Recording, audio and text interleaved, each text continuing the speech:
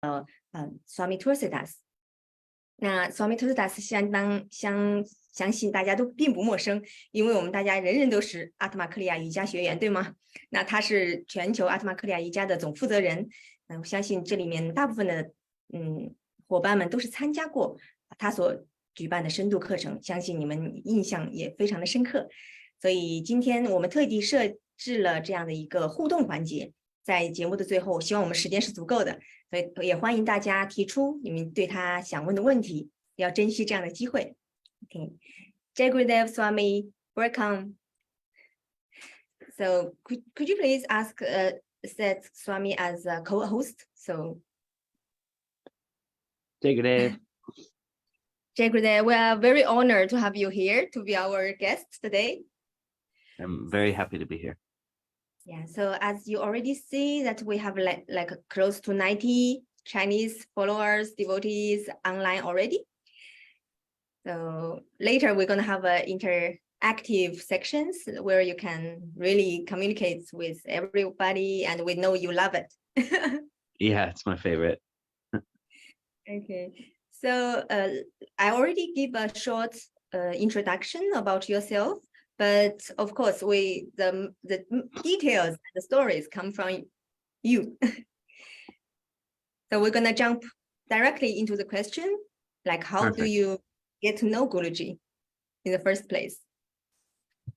So after I graduated high school, I started learning about Kriya Yoga and Yogananda, and I went to an ashram where many Yogananda devotees live, and I was there for some months. And one day I was working for one of the residents, and he said, "You know, my family's going to go see this young Swami. His name is Swami Vishwananda." And when I heard this name, Vishwananda, I know I never heard this name, but I recognized his name. Something inside of me was like, who is that? So all day while I was at work, I was just thinking, Vishwananda, Vishwananda, Vishwananda, Vishwananda, Vishwananda, Vishwananda, because I did not want to forget who this Swami was. When I got back to the ashram, I typed his name into Google.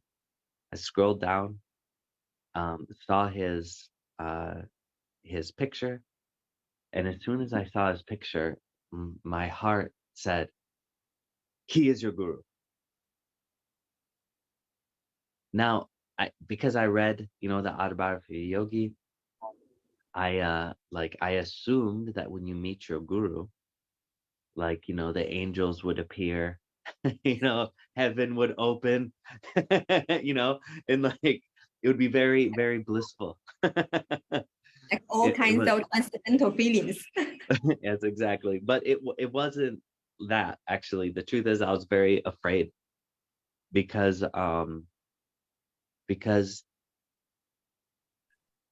I already found a path I really liked. I really liked Yogananda and Kriya Yoga. Obviously, now we look back and we can say why. I mean, because Guruji's guru is Mahavatar Babaji. Guruji teaches Kriya. So it's normal that I felt close to Kriya. I felt close to Mahavatar's energy. But now, who is this person? I don't even know who he is. So I went to the temple, and I was all by myself, and out loud, I look up to the ceiling and I say, "Swami Vishwananda, if you're enlightened, you can hear me. So you have to find a way for me to come meet you, because I can't just come see you. It wasn't possible." And I said, "So you have to find a way. And if you don't find a way, then I know you're not my guru. Okay?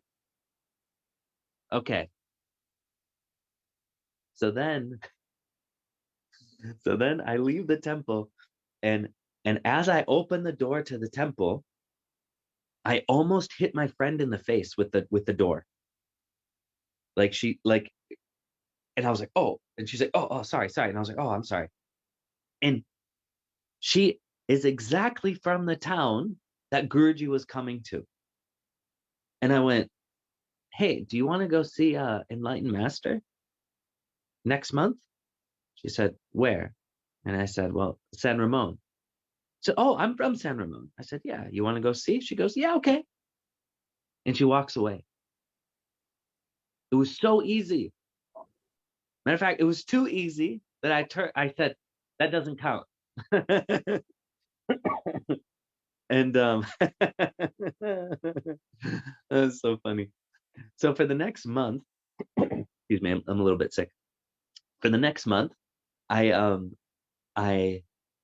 oh, sorry, am I speaking too fast for the translators? Okay, let's check with the translator. Let's see, is it okay so far?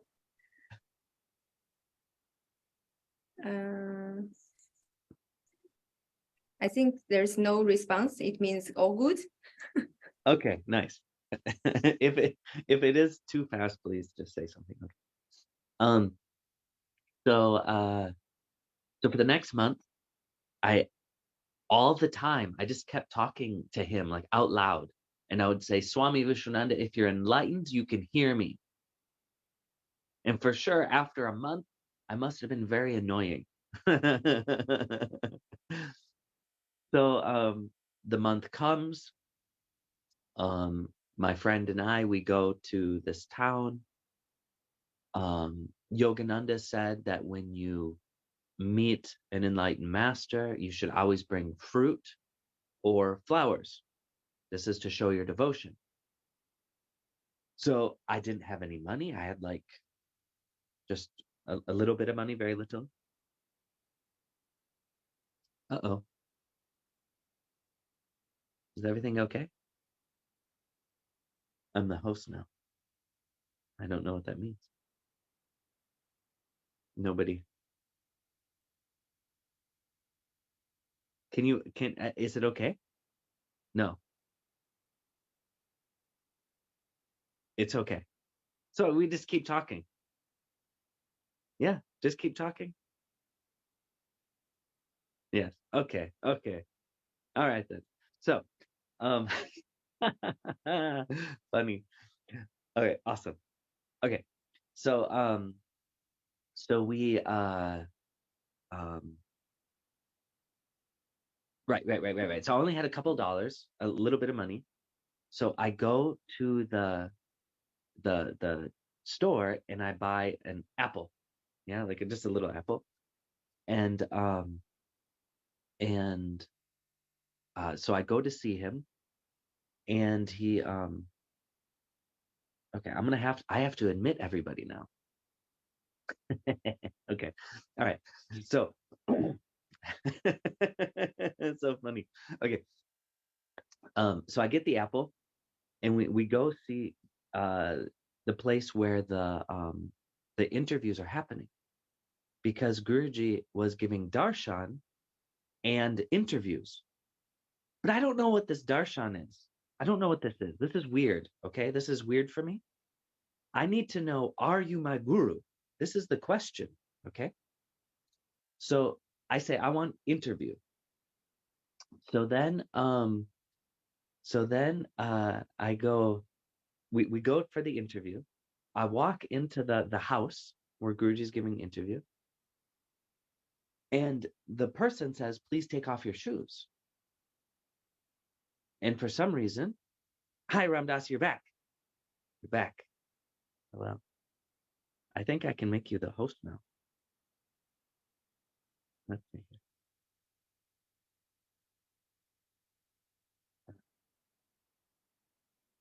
Nice. Okay, Ramdas, you're the host. Our internet just broke. It's fine. It's fine. Oh yeah. So when I walk into the house, the person says, take off your shoes. And for some reason, I didn't take off my shoes. I just stared. But my friend takes off her shoes. And Guruji comes out of the room, and he's just like 2 meters from us. And he turns and he smiles and he pranams. And like the light that was coming from him was amazing. And it, with Guruji, time is different. So the moment felt like so long. But actually, I know it was this fast. And like he goes, and then bam, he goes into the next room.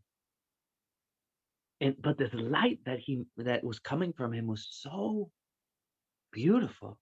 It was amazing. I punched my friend, bam, and I said, "Did you see him?" And she was like, "Ow!" She said, "See who?" And I said, "What do you mean who?" Swami Vishwananda. And she said, "No." And I said, "What do you mean no?" He was right there, right in front of us. She didn't see him. And I'm like, "What?" So okay, whatever. So then we go down for the interview, and there's this like bench in front of the room Guruji was in. And we're sitting there, and this lady comes out. This lady comes out of the is everything okay, Ramdasi? Yes, we are just checking. We need to be co-host to. Okay, now it's working. Nice. Okay. So then the lady comes out of the interview, and she's crying. She's crying like crazy, like big tears. Yeah, crying. And my friend looks at me and she said, What is that? I said, I don't know. I don't know. He's an enlightened master. I don't know. Like, what do I know? What he does? I don't know. And she's like, okay. I said, okay.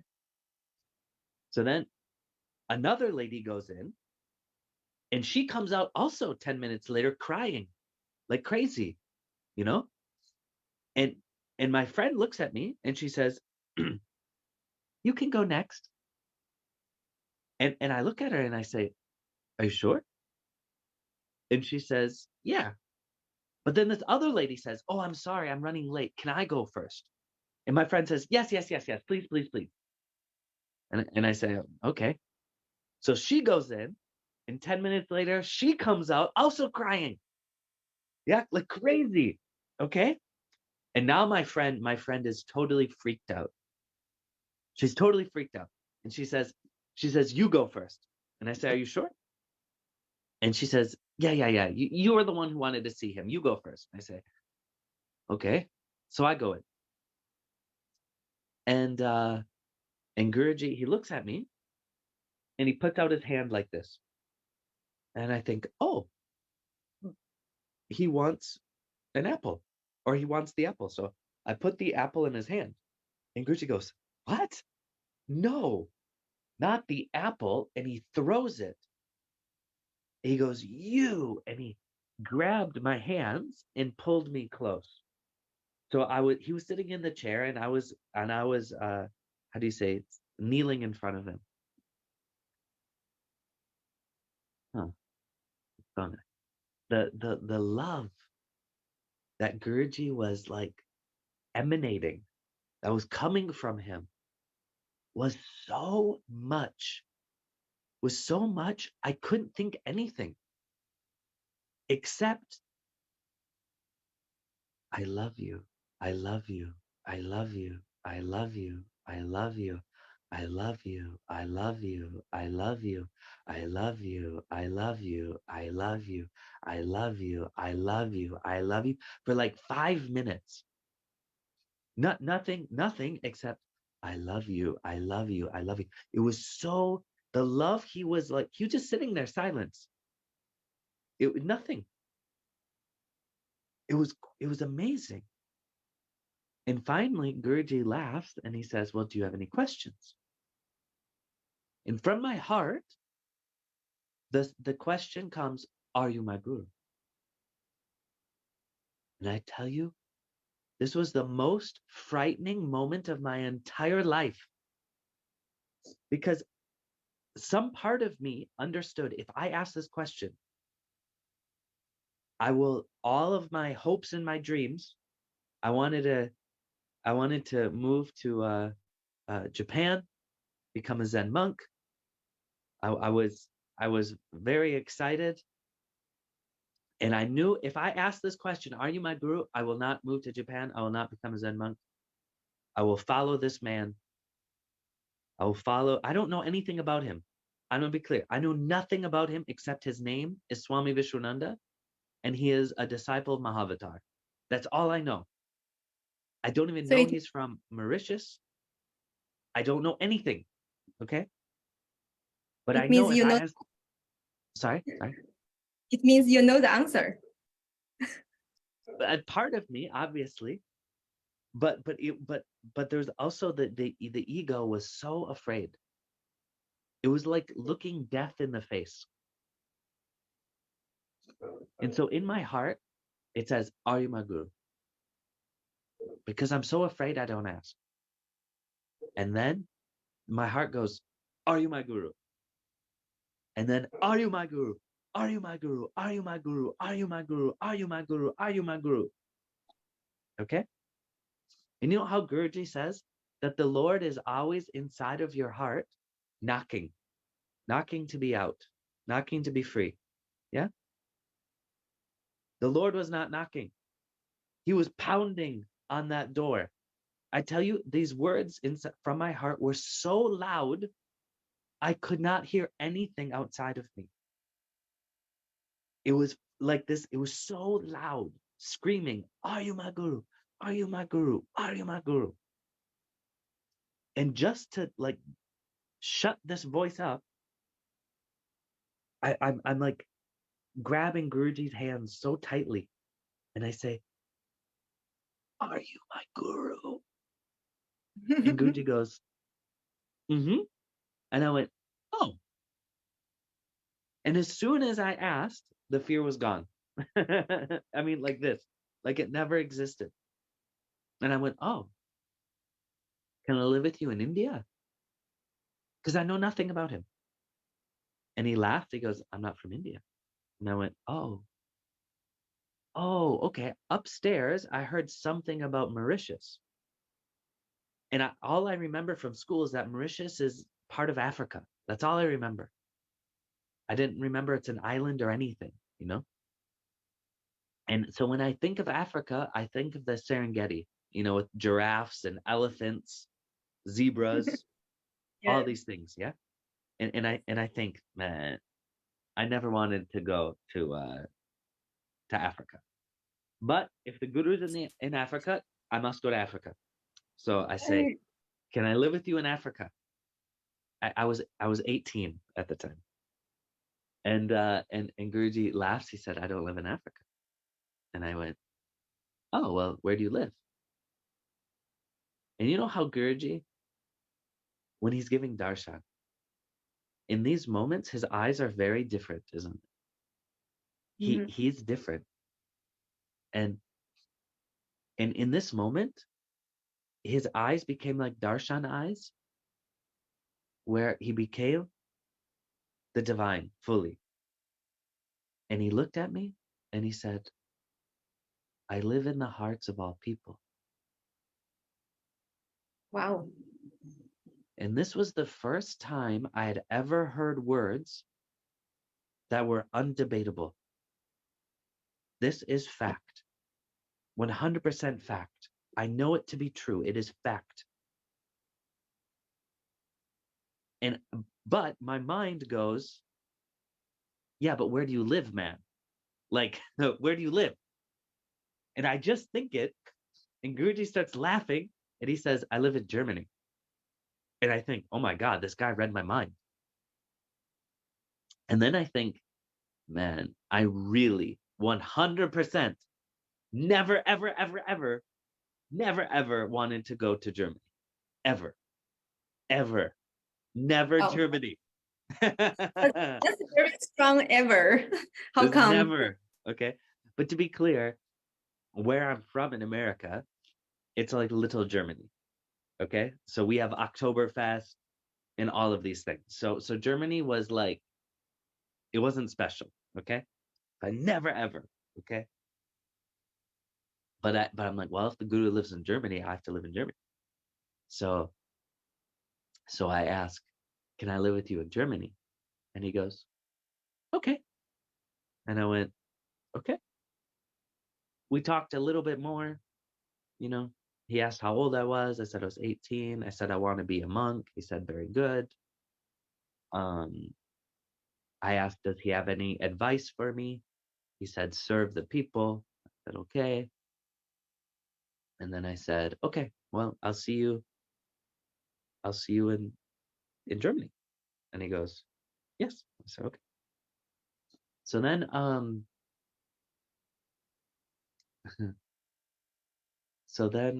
when I'm leaving, he goes, oh, Mike. My name was Mike, by the way. And he goes, Mike. And I turn around and he has a big mango. And he gives me the mango. Because I gave him the apple, so he gave something in return, you see. But he gave something better.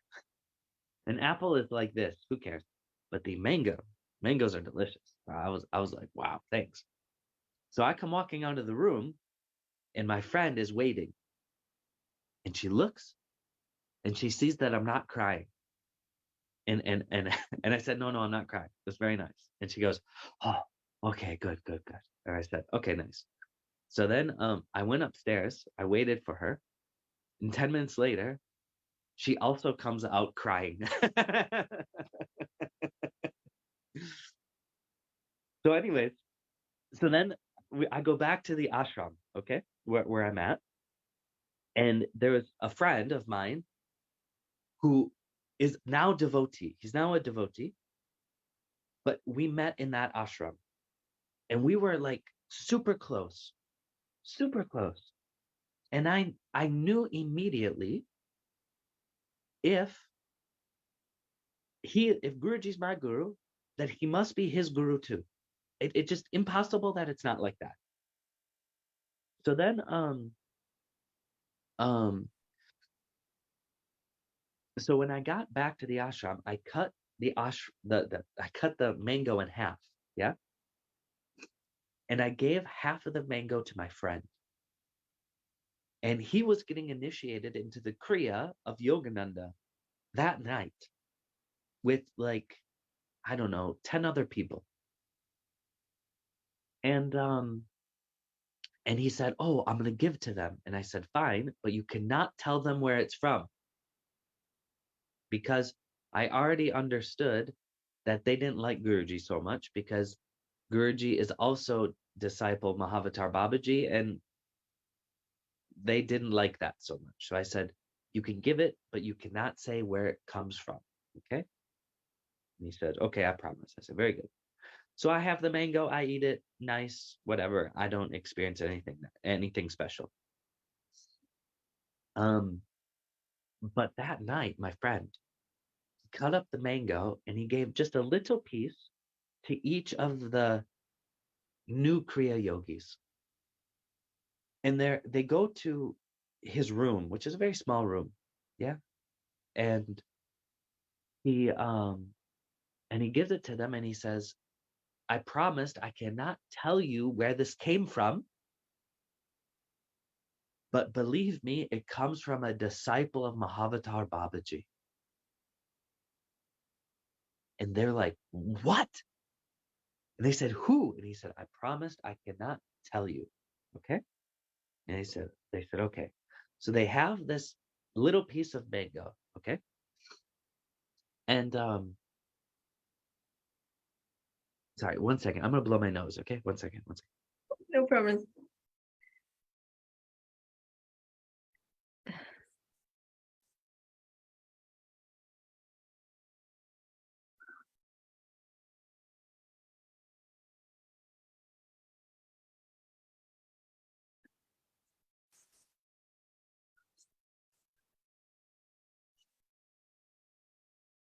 Okay. Okay. I'm back. Thanks. All right. So he gives this little piece of mango to the people. And he said, for the next 2 hours, no one moved at all. They all went into such a deep meditation. And finally, around like 3 in the morning, they start getting up and they start walking back to their rooms. And of course, to get to their other rooms, they had to walk in the forest. And so they ask again, who gave you this mango? And he said, I promised, I cannot tell you. And they said, okay. So he's laying down, he's about to fall asleep, when one of the people opened his door and said, I know where this mango came from. Swami Vishwananda. And he went, oh, how did you know? And he said, he was praying to God. He said, who gave this mango? You must tell me. And he looked up in the stars. And in the stars, in golden letters, was written Vishwananda. Amazing, huh? Really? Yeah. So Yeah. then, like the next day, he tells me, and I think, oh my God, this is amazing. But what's crazy is that this man who saw the writing, Vishwananda, has never come to meet Guruji. After, this was in 2006. So what's that? 12 years or something? No, how much? 10? Or, I don't know. I'm bad at math.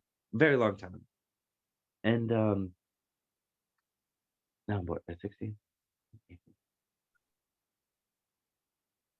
16 years, yeah. So 16 years ago.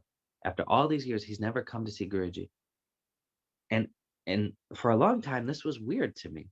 I was like, why? He saw this crazy miracle. Why would he not want to come?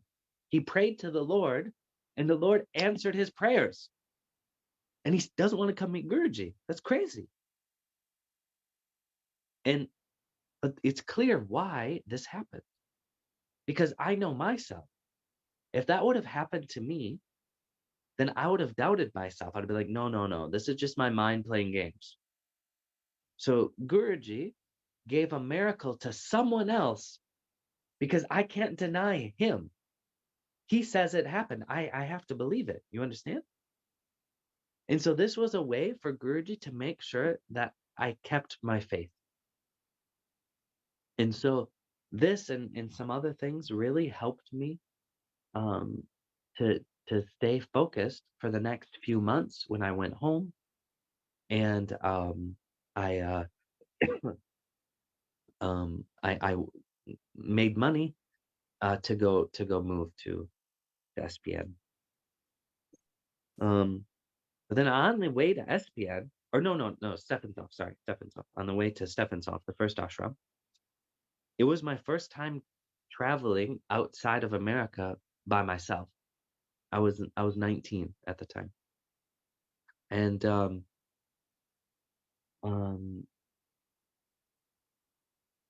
I'm so stressed because I have to fly from where I'm from to New York, and from New York to Frankfurt to Germany. And the flight from where I'm from to New York was delayed by a long time. So I don't even know if I'm going to make my next flight to Germany. Mhm. And I don't know what I'm going to do. So the whole flight, I'm praying. And basically what happens is I get off of one plane and I have to go from one side of JFK all the way to the other. And if you ever been into JFK, you understand it is a very, very big airport. One of the biggest in the world. And I have to get from one side of JFK to the other in 20 minutes. That's physically impossible. You can't do it. It's not possible. And I get off the airplane, and this tall white person with a baseball cap looks at me. He doesn't work there. He's not dressed like he works at the airport. He just walks up to me and he grabs my ticket out of my hand and he says, "Oh, looks like your first time here. Let me show you. And I go, okay. And he just turns around and he starts walking. And of course, I'm so stressed, I can't really understand what's happening.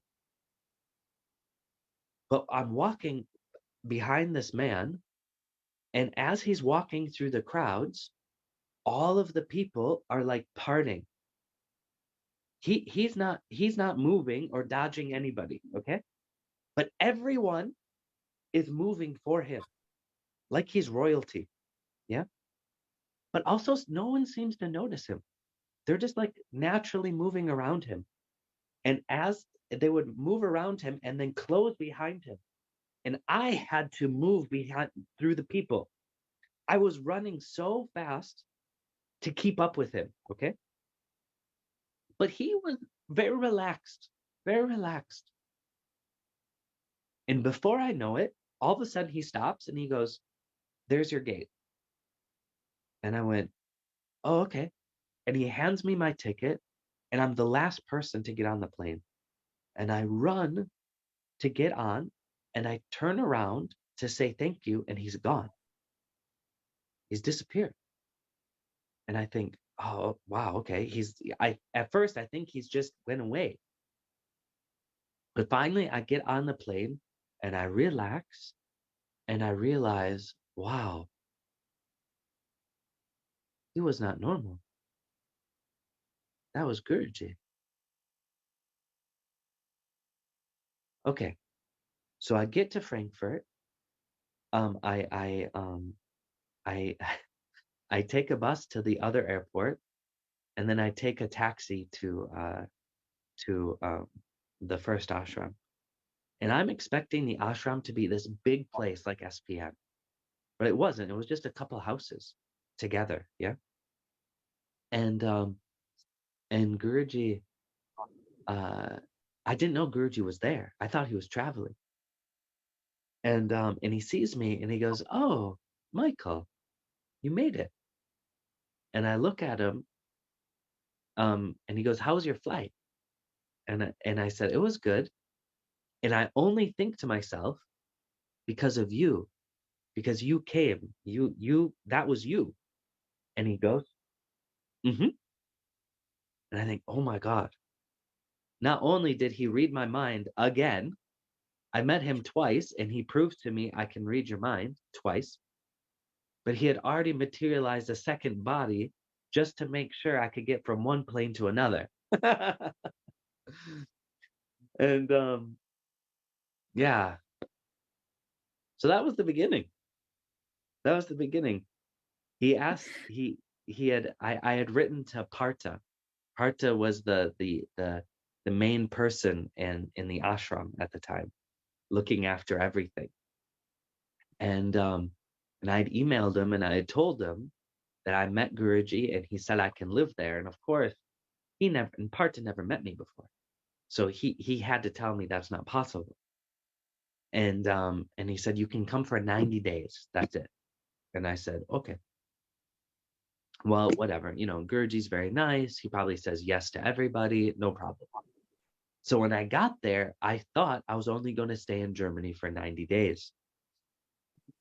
And Guruji looked at me and he said, "So how long are you staying?" And I said, "Well, 90 days. And he goes, "We'll see." That's a very, very meaningful laughing. Yes, exactly. And but I looked at him and I'm like, "What's that about?" And yeah. Oh, that's Wow. how I met Guruji.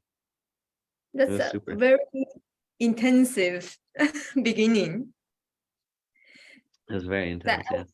I would say many people will admire you because not so often, I guess, Guruji give us such a affirmation. Like when many people ask him, "Are you my Sadguru?" Sometimes, Guruji like to beat the bush. And yeah, and many people are praying to like experience some kind of miracles, but Guruji doesn't reveal to everybody so easily. So I would say your experience is really one of kind. Yeah, because actually you said it actually in the story, is that the heart already knew. And so of course what happens is, you see, if someone says, "Are you my guru?" Not always, but often it makes sense that he doesn't say yes. Because if we feel he's our guru, he is our guru, because it's a connection deep inside. But if he says, "Yes, I'm your guru," but the person doesn't have this connection with their own heart, they don't have faith in their own feeling, then if he says yes, later on, as everybody knows, difficulties arise. Guruji has a duty to do. He has to purify us. And in those moments of those purification, will I think, well, you just told me you're my guru, I'm going to leave you now, because actually I didn't believe it. I didn't feel it. I just trusted you. You see? And so he says, what does your heart feel? Because he wants to make sure that each one has faith in themselves. We can't have faith in Guruji if we don't have faith in ourselves. You see? Guruji's not in the business of making sheep. You know this phrase? It's an English phrase, sheep. Yeah, sheep, I know. Yeah, like okay.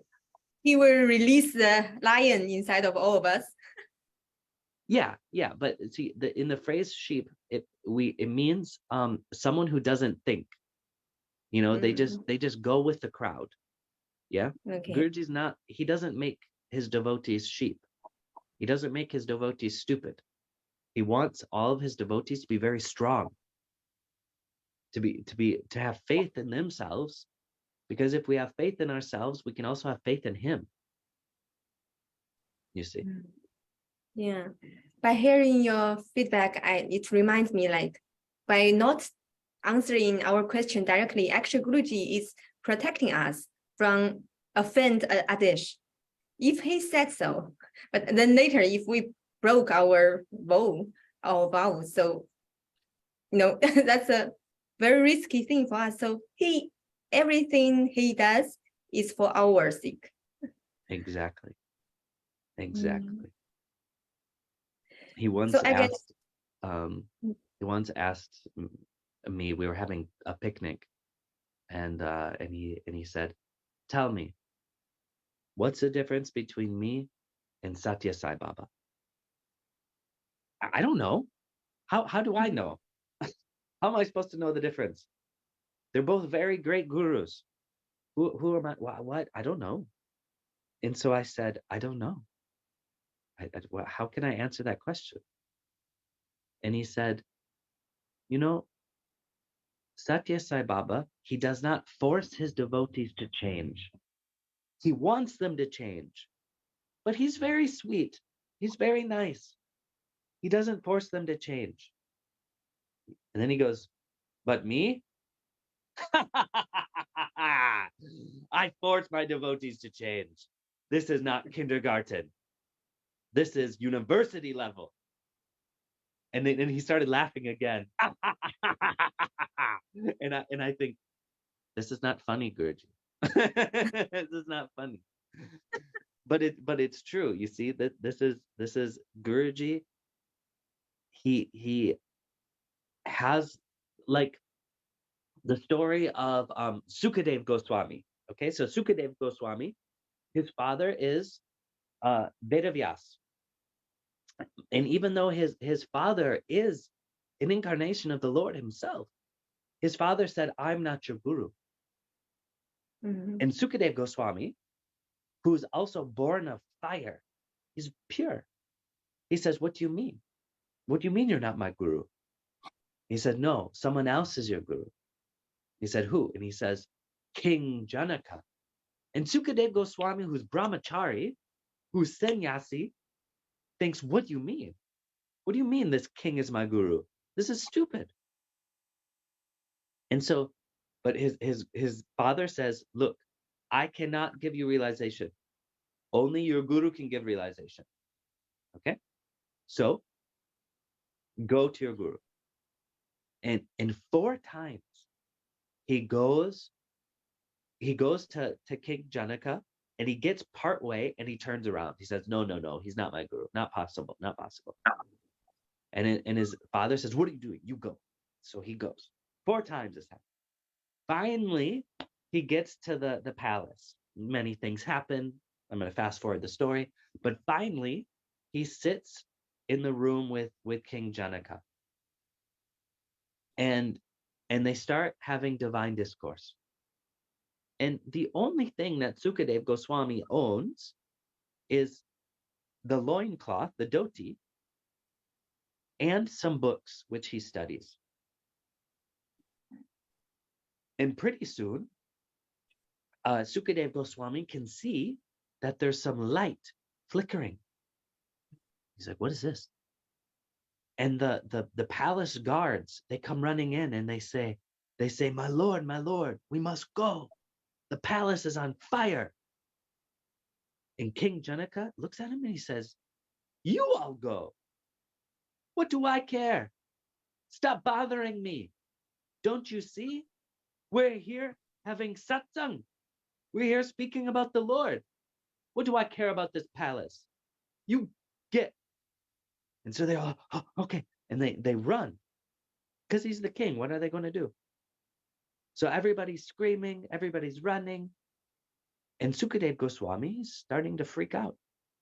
He's like, what is this? And the fire is getting so close that Sukadeva Goswami, his books, which were here, he pulls very close to him because they're about to start on fire. King Janaka, he doesn't care. The whole place is on fire. They'll die. What does he care? He's sitting there. They're still talking about the Lord. He doesn't even notice. And finally, like, King Janaka laughs and he says, you see, you doubted me because I was a king. But look, my whole palace is up in fire. And you who are sannyas, you are attached to your books. You are afraid your books start on fire. Who truly is free, me or you? And in this moment, Sukadeva realized, wow, he truly is great. And he bowed down. And in this moment, all the fire went away. It disappeared because it wasn't real. This was the power of King Janaka. He created Maya. He created the fire. He created the situation so Sukadeva Goswami could learn something. And Guruji's the same. Guruji has such shakti, he has such power that he can create situations in our life so that we are forced to change. We're forced to grow. We're forced to attain the Lord. I mean, how beautiful is that? When we don't want to change. Humans don't want to change. And Guruji says, but I love you. I love you so much. I'm going to push you so that you do attain. This is Guruji's Shakti. So could you share one of the story how Guruji pushed you to change, to grow? Just one. There's maybe one of the kind. Okay, let me think.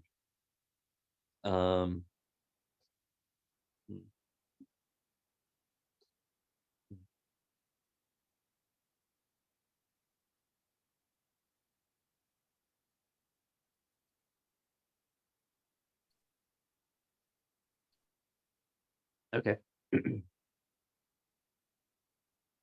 So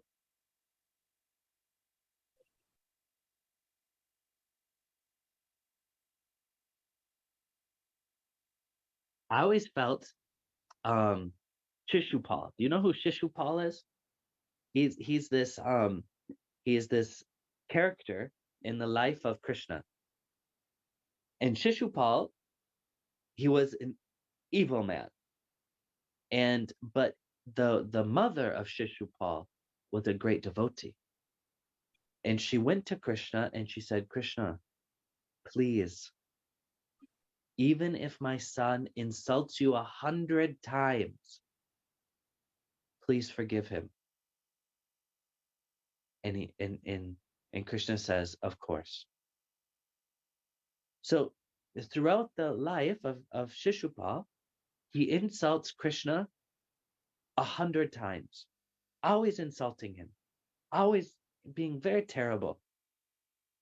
And finally, on the last time, Shishupal insults him, but now it's finished. Now the blessing that his mother gave him is finished. And Krishna threw his chakra and cut off the head of Shishupal. But Yudhisthira realized that even though Krishna killed him, Yudhisthira, who was pure, could see the soul of Shishupal leave his body and enter Krishna. Because Krishna killed him, it was still mercy. He attained moksha. He attained Vaikuntha, you see.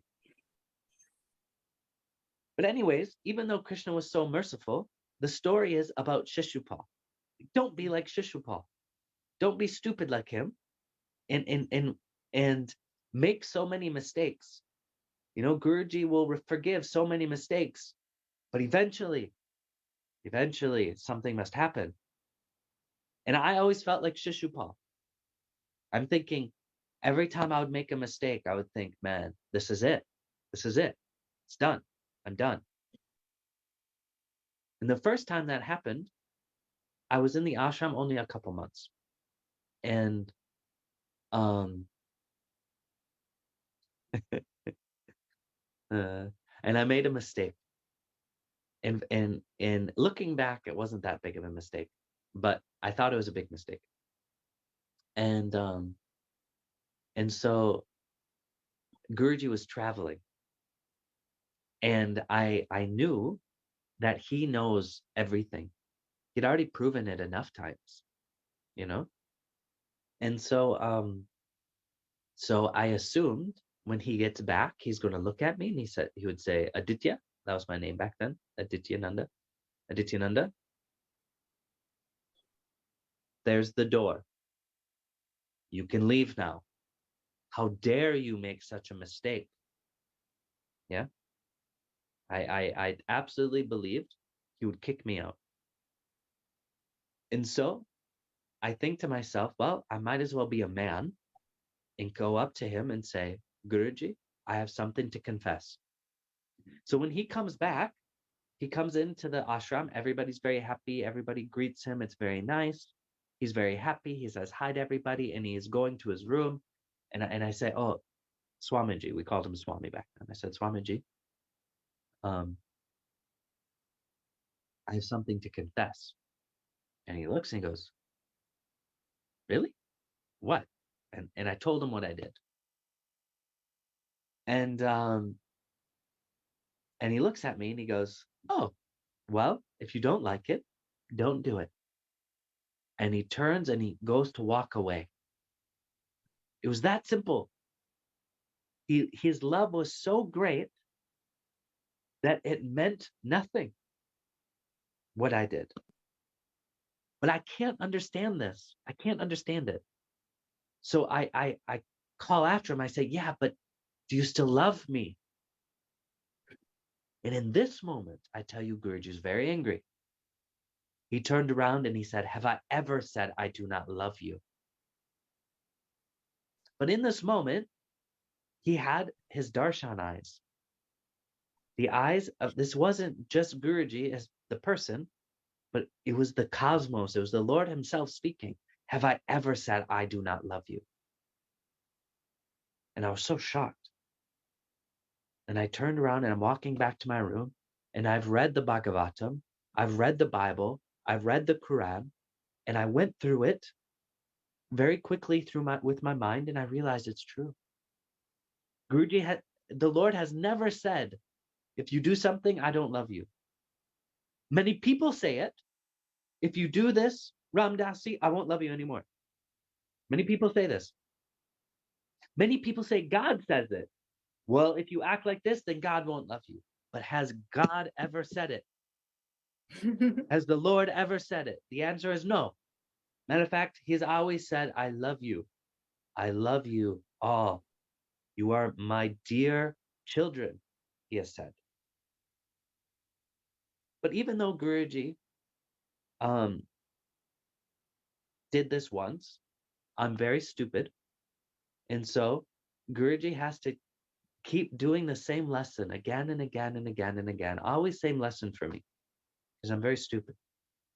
So this idea that like I'm Shishupal, that there will be a time when Guruji's mercy finishes.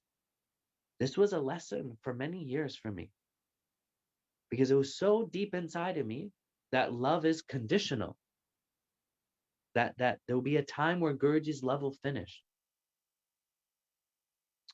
That finally, it was maybe about a year before becoming Swami,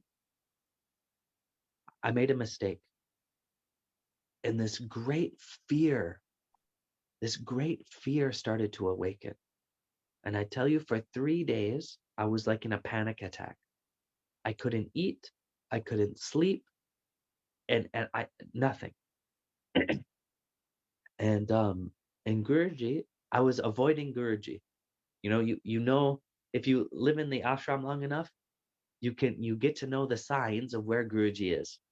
If people are laughing a lot, Guruji's there. If it's too silent, Guruji is there. Yeah. So so I would listen, and I would say, there's Guruji, and I would always go the opposite way. Yeah. And so for 3 days, I didn't see Guruji at all. Finally, on the third day, the third evening, it's a darshan. And I think to myself, this is it. I have to go. I have to go see him. You can't miss darshan. It's such an insult to him, you know? So I think, whatever, I just have to deal with it now. And I look at Tulsi, I look at Narsimha. Narsimha was still secret at this time. And I look at them and I say, I look back, and there's never a moment when Guruji, when you Tulsi, when you Narsimha, when you didn't support me. You always have supported me, always. I don't understand where this fear is coming from. I don't understand. So please, when I go to darshan, Tulsi, please just do not let Guruji bring it up. If he doesn't talk about the situation, I know everything is okay, and I'll move on with life. And I will do better. Do not let him bring it up, please. So we go up for darshan, and you know how sometimes a friend will speak to you, and they or you speak to a friend, and you're hinting at that you know something, but you can't say it directly. You know what I mean? You have to Yes. say it in a roundabout way. Yeah. So after darshan, Guruji looks at me, and he does the same thing. He does not talk about it, because I asked Tulsi, please do not let him talk about it. So he didn't talk about it. But he talked about something else. And of course, it was clear he is saying, look, I know what you did, and I love you. It's okay. I know your prayers. And I'm going to prove to you I know your prayers. I'm going to answer your prayer right now by not talking about it, to show you that I love you unconditionally. And he's laughing, he's making jokes. And of course, I'm laughing too, because I'm relieved.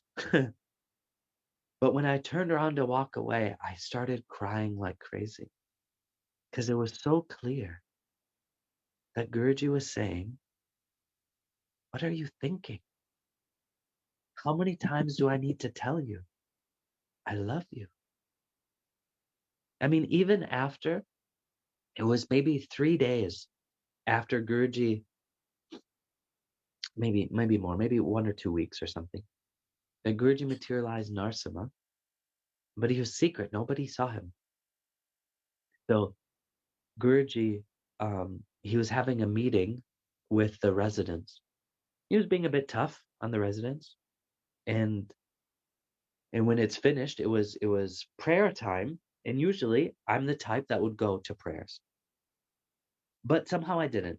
I just stayed with him, and it was me and maybe 5 others. We just stayed. He said it's prayer time, go, but we just stayed. So we were there talking with him. It was very nice, and then he says, "Okay, everybody go, except you," and he points to me. And so I come close, everybody leaves, the door shuts, and I'm kneeling next to him, and he goes, "So, how is it with Narsima?" And I said, "Oh, Guruji, it's so nice. He's so beautiful." And he goes, "Oh, am I not beautiful?" And I look at him and I say, "Yeah, Guruji, of course you are." And he goes, "Ha ha ha ha ha ha." And I say, "Guruji, I love you." And he goes, "I love you too." Just like that. He screamed so loud, "I love you too." And I started laughing like crazy. And I think, like, how many times how many times has Guruji, for all of us? See, I'm stupid, okay, everybody? Like, Ramdasi, you were very nice. You said, wow, it was a very intense situation that you meet Guruji. It was many miracles, very unique. But you have to understand, why did he do that?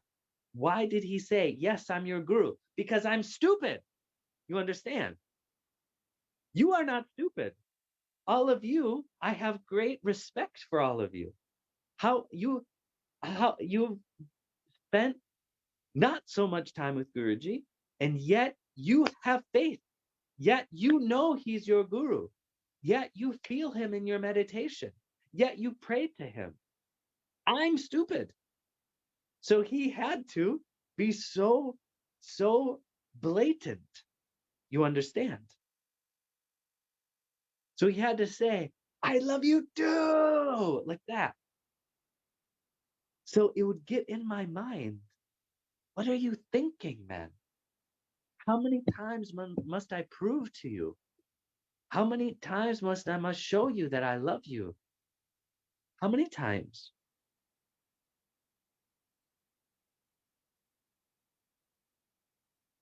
And I tell you, this is always for me. I think everybody has their process, no? But for me, it's always the same. Comes in different ways, but it's always the end result is always the same.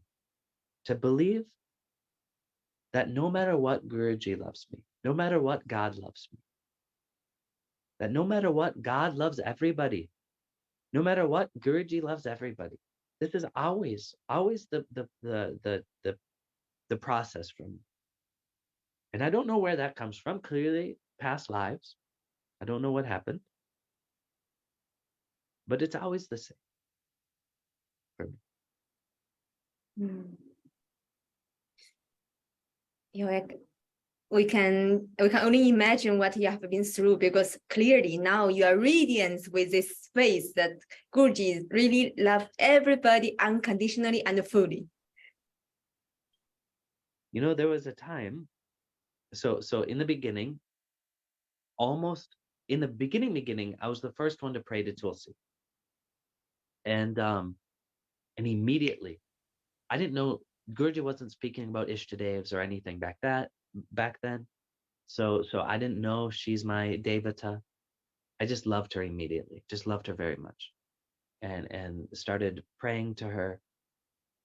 And people thought I was crazy. Why are you praying to this plant? And I'm like, hey, whatever. But Guruji is always so supportive. He was very supportive. And Tulsi, because of she was so sweet, she always grew very big for me. And but there was some slowly over time, some others started to also take care of Tulsi. Okay. But mine was always the most beautiful, most lush, most strong. Okay. And of course, I was very proudful of that. I said, because you see, Tulsi loves me the most. I'm so special. Okay. And one day, Guruji, he would go through the resident rooms, and I knew to see what's going on. Do they keep their rooms clean? What's going on? Okay. And I knew at this time when he comes in to the to my room, the sun will be setting, and it will be perfect, because you walk into my room and the first thing you'll see is Tulsi. 100%. You'll see her, and you'll see how big she is, how beautiful she is, and you'll think, wow, Tulsi's, or Aditya, my name was, Aditya's love for Tulsi is so great. Man, he is amazing. I know this is what Guruji will think. It's crazy, okay? So Guruji, he goes around, he sees everybody, he sees all the rooms. I see him later. I'm waiting for him to praise me. He doesn't. But I think, yeah, it's fine, because both him and I know that I'm very great. So sometime later, Guruji and I are talking a couple days later, and he says, oh, I forgot. I have a message for you from Tulsi. And I think, oh, yes? He goes, yeah. Because I was going through the rooms and I saw your Tulsi, and I think, yeah, of course. Tell me how great I am. And Guruji, and he looks at me and he goes, do you take care of her purely? Now, I don't understand what Guruji means, but I know the answer is no. And so I look at him and I go, no. And he goes, correct. She told me to tell you, you are not the only one that cares for her. She loves all of her children equally. And if you do not change, she will leave you. Scary, huh? Yes. And I think, but my ego tries to weasel out of it. And I say, yeah, well, if she leaves me, will the Lord leave me? And Guruji looks at me and he goes, of course. And I think, oh no, I have to make this right. So I bow down to him. I run back to my room. I bow down to Tulsi. I'm crying.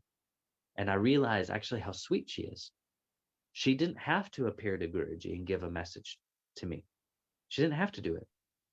And yet she did it. How merciful, how sweet she is. How sweet to tell me, hey, you better change. I'm not so happy. And so I'm crying a bunch. And finally, I come out of my room, maybe 1-2 hours later. I go down to get dinner. And 2 devotees come up and they say, hey, Aditya, we want to take care of Tulsi. How do we take care of Tulsi? And of course, this is just right after Guruji gives this message to me. And I look at them and I think, hey, I'm not the right person to ask. And they said, yeah, we're coming to you. I said, don't ask me. They said, but we're asking you. I said, but don't ask me. Go ask Ambika. She also looks after Tulsi. Very good. And they said, we don't want to ask Ambika. We want to ask you. I said, don't ask me. Why are you asking me? I don't know how to take care of Tulsi. Yes, you do. No, I don't. Yes, you do. No, I don't. We want to ask you. Don't ask me. We're fighting like this. And finally, they get so angry. And they said, but Guruji told us to come ask you. And I said, what? When? And they said, right now. They said, what do you mean right now? Just now. 5 minutes ago. We said we want to take care of Tulsi. And he said, go ask Aditya. He knows how to take care of Tulsi. And I said, what? And they go, he just asked us. Now, please tell us how to take care of Tulsi. And I tell you, this was too much for me. This was too difficult. I didn't understand. I said, what do you mean? Guruji, just not 2 hours ago, you tell me that I take care of Tulsi in such a terrible way, with such pride, that she might even leave me. And now, just because I bow down and I have a little bit of tears and I ask for forgiveness, you make everything okay? Man. Tulsi, Guruji, you love too much. You love your devotees too much. You're too sweet. Like his grace comes so easy.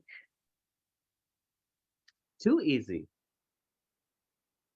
You know, and actually you can see is that Guruji, and I mean it by too easy. We all take Guruji for granted. Yes. Yes. You know, because it's so easy to feel close to him. It's so easy to grow in love with God through his grace. It's so easy. And truly, Guruji whatever you pray for, Guruji will give. Though over the years, Guruji has learned that he must not give so easily. He must wait a little bit because people take it for granted. Matter of fact, in Mauritius, many years ago, he was giving darshan and someone asked, can I please have a Shiva lingam? And Guruji said, no problem. And he materialized one right there, right on that moment. And he gave it to them.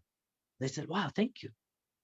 And so they walk away and the people in the line are going, he gave you a lingam? And they said, yeah. So why? So I asked. And they said, wow, it's amazing. So each person started asking, can I have a lingam too? Can I have a lingam too? And the word went out throughout the neighborhood in Rose Hill. And all of the people started coming. And now they weren't coming for darshan. They weren't coming to see Guruji. They were coming just with their hands out. Oh, I want a lingam too. I want a lingam too.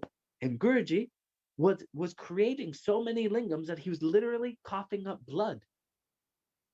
When he would materialize the lingam, blood would come also. And his mother was crying, please stop this. Please stop it. Please stop. And he looked at her and he said, but how can I? They're asking me. And we might look at Guruji today and say, if we went up to Guruji and said, Guruji, can I have a lingam? He would say, what? No, get out of here. And of course, that is what he will say to our face. Because he wants to see, do you really want it? Will you really appreciate the grace? Will you really appreciate the grace of being a devotee? The grace of the lingam, the grace of the kriya? Will you really appreciate the grace of the mantra? Because everything Guruji gives, Sri Vidya, Sri Vitalagadidari Padabramane Namaha, kriya, bhajan, devotee initiation, lingams, murtis, everything he gives will give liberation. Everything. There's literally nothing Guruji gives that can't give liberation. Because why would Guruji give something that doesn't give liberation? For him, that doesn't make any sense. So one time Swami Revati asked Guruji, why do you give so much sadhana? It's literally impossible, Guruji, for us to do everything you give. And he laughed. He said, yeah, I know. He said, but why? He said, because I give so much so that everybody can do what they feel. If they love mudras, they should do mudras. If they love japam, they should do their japam. They should do likita japam. Very nice. If they love kriya, they should do their kriya. They love bhajan, they should do bhajan. They love puja, they should do puja. They love studying, they should study the scriptures. All of these things can give liberation. But do we fully appreciate it? I'm going to be honest. No, we don't. Because if we did, we would be liberated. It's that simple. And we wouldn't find so many excuses not to do it. Yeah, exactly. Yeah, and Swami, since you mentioned Narasimha already, of course, we want to hear about the story of your Narasimha. Oh, prayers are almost finished. So when they're finished, I'll bring him so you all can see him, okay? Yeah, we would love to have the darshan, but first the story. Yes, ma'am. Okay. So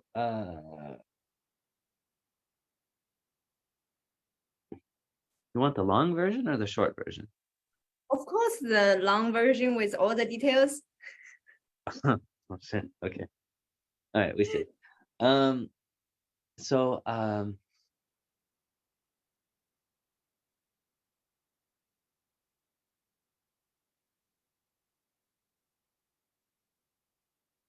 so everyone has their dharma. Yeah? We were born for something. And in Stephen's I was the first person he told that he would make a Swami. And of course, Guruji's very smart. He says it in front of someone else. And so that person started running around and telling everyone else, Guruji's going to make a Ditya Swami. He's going to make him a Swami, make him a Swami. Okay. So now everyone started treating me different. I started, being, very great. Special. And of course, Guruji's very smart. Does he make me a Swami?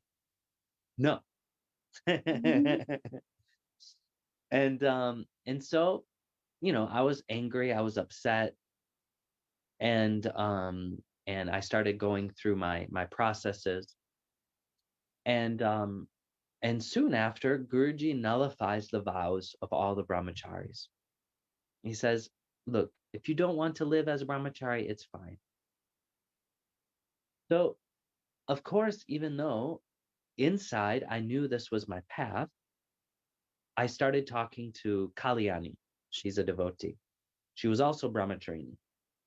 And now we started talking and we started to flirt and we started to date. Yeah. And we were together for 3 years. And we were married, we were together dating for 2 years, married for 1. And throughout this whole time being with Kalyani, even though she's very lovely, and we're friends still, something inside of me was growing. Like, what am I doing? This isn't my life. This is incorrect. All I want is to serve Tulsi. That's all I desire. That's all I want. And so this went on for 3 years. And Guruji, he married us. It was a very big marriage. Um, and um, and Guruji went to Ahobilam with some devotees. I stayed in SVN. And at this time, I had 120 Tulsis. And I would sleep in the greenhouse with Tulsi. And I would pray to her when I would wake up. I would pray to her when I would go to sleep. It was amazing. It was so nice. And hmm. So then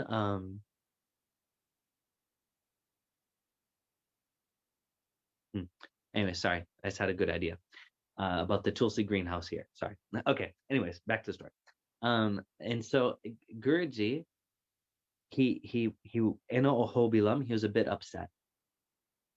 And he said to somebody, he said, the next person that comes and asks for my grace, I don't care who it is, even if it's a random person on the street, I will give them everything. And Tulsi heard Guruji say this. And so inside of me, she started pushing even harder. Like, become brahmachari, become brahmachari. And this desire inside started to grow and grow and grow.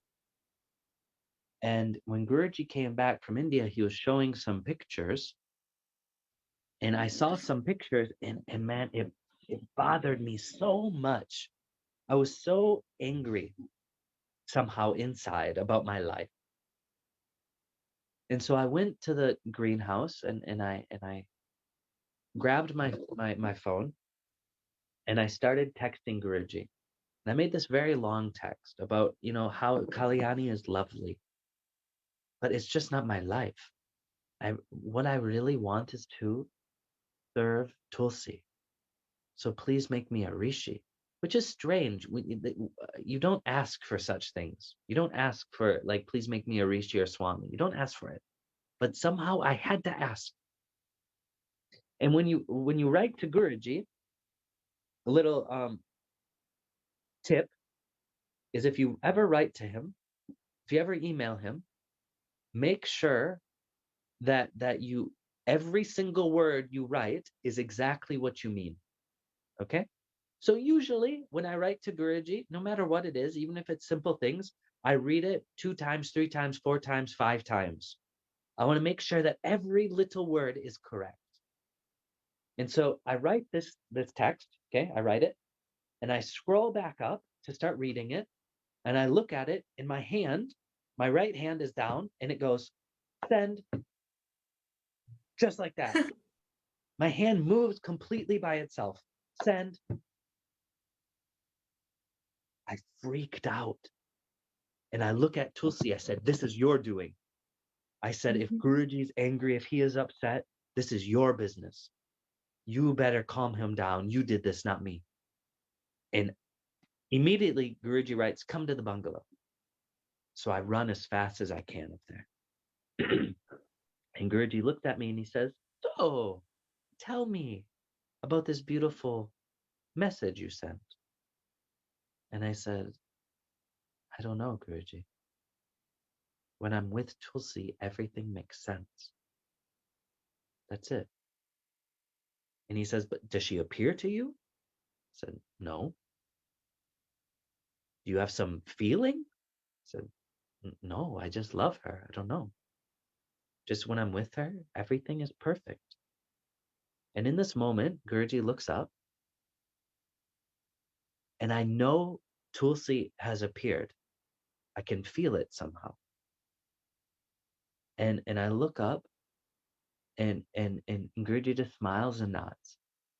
And he looks at me and he says, okay, but give it a couple weeks, okay? And if this fire to live for Tulsi is still there, then we can talk.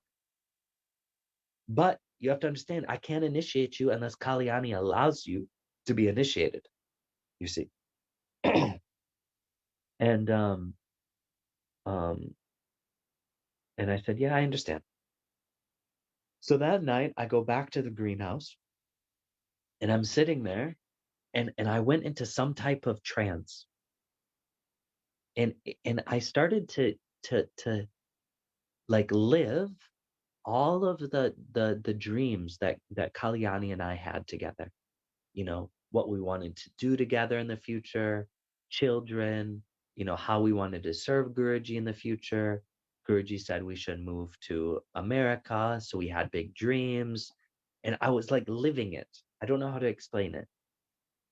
And each time this dream, I would live through the dream, and then it was turned to ash. It was like finished. The karma was finished. And finally, at about 5 a.m, I come out of the trance, and it was so clear. I looked at Tulsi, and it was clear. I can either stay with Kalyani and remake all of these dreams, or I can live for Tulsi. And of course, the answer was clear. I'm going to live for Tulsi. And so I got up and I went back to the room to take a shower. And Kalyani was there, and she looked at me and she started crying immediately, because women are very sensitive.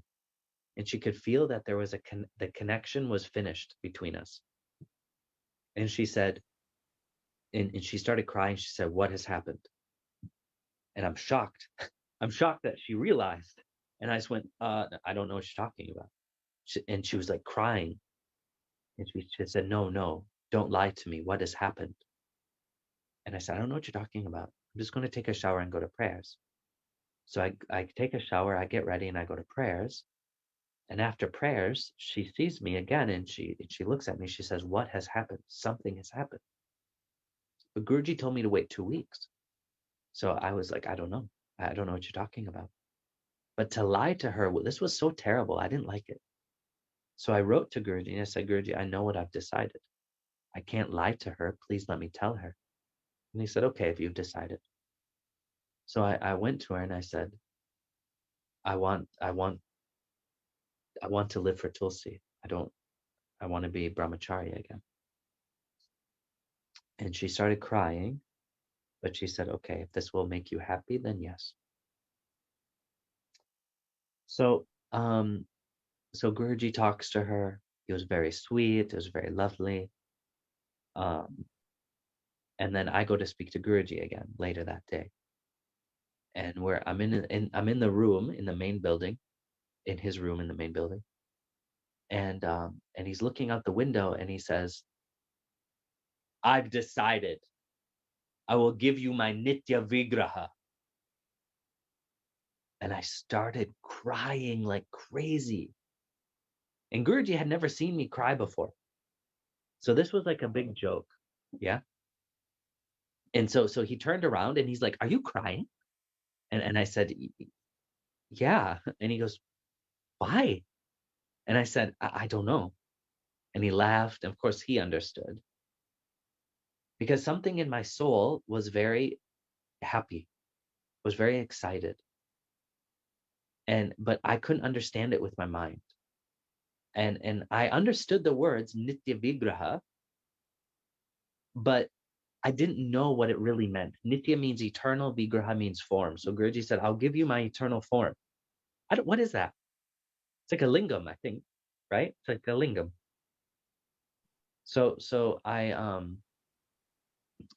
But he told me, go to Tulsi, she'll calm me down. So I go back to Tulsi, and I'm crying a bunch, da da da da da.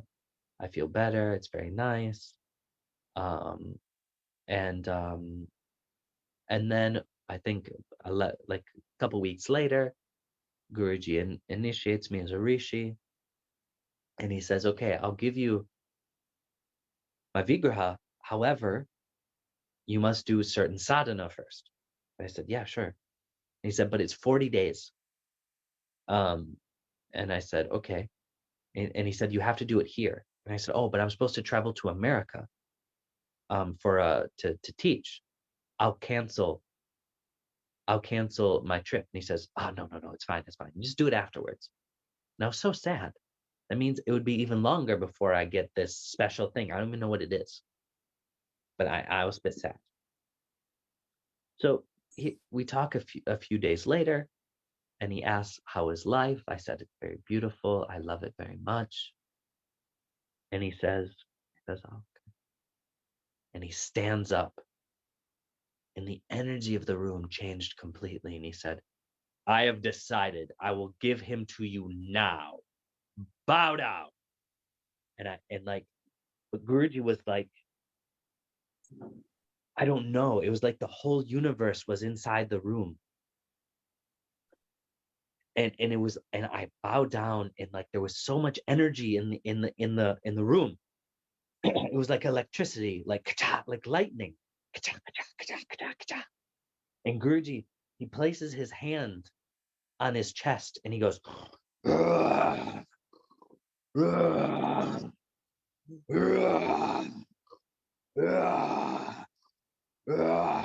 like a lion. I can't even do it. I'm grabbing his feet, and he says, think of your devata. Now at this time, I didn't know Narasimha was my devata. So my devata is Tulsi Narasimha, but I only knew Tulsi. So I was thinking of Tulsi. But it was very hard to think of her because the energy was so much. I was freaking out. And then Guruji, he goes, and out of his heart comes Narasimha. And I look up and he hands him to me, and like I can't. He's hot. He's hot. But also like it was almost like he wasn't. He wasn't fully material yet, because I couldn't focus on him. I don't know how to explain it. I couldn't see him fully. Yeah, it was. I don't know how to explain it. And I just was like, and I threw him. I threw him onto the table, and I grabbed Guruji's feet, and and Guruji said, "Look after him well, but no one can see him until I say." And I say, "Yes, Guruji." And so Guruji gave me his shawl to wrap around him, and I ran out the room, and I put him under my bed, because there was no, I hadn't, the door was, there was no lock on the door. What if somebody walks in, you know? Guruji comes back, or I go back to see Guruji, and he says, "Oh, where's my shawl?" And I was It like, took 2 minutes. yeah. And I was like, "Oh, it's around Narsama." And he goes, "What? Narsama is not enough? You also want my shawl?" And I went, "Yeah." And he goes, "Get me my shawl." And I was like, no, not too bad. So I went and got the shawl, and I came back. Um, and I tell you, for the next 3 days, the energy was too much. It was frightening to be in my room. It was frightening. And finally, on the third day, I looked at Tulsi and I said, "Tulsi, I did not ask for this Ugra form of Narsimha. I asked for you. I wanted to become a rishi to serve you. So you have come from him. And as sweet as you are, Tulsi, he must be even sweeter. So you must show me you in him." This fast, the energy completely changed. And before, you see pictures of Narasimha, he's always so smiley. But Mhm. but before, he wasn't smiley. He was Ugra. But instantaneously, he even started to smile. And ever since then, he's been very sweet, very shanti shanti. And I remember his tongue is a little bit out. That's Abhirami's Narasimha. Yeah. Okay. Pariniti Narasimha, his tongue is inside. Okay. Actually, when Guruji materialized Abhirami's Narasimha, he called, and for some reason I had Narasimha with me.